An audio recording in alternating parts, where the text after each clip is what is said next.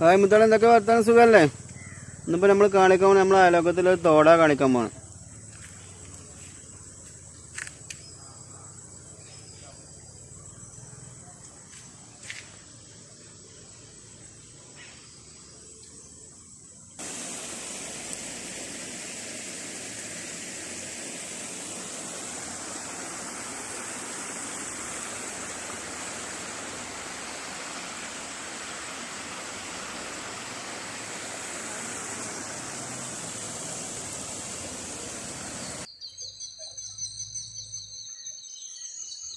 മഴക്കാലം ആയപ്പോഴത്തേനൊക്കെ നമ്മൾ തോട് നല്ല വൃത്തിയിൽ പണിയെടുത്തേക്കണം. എന്തായാലും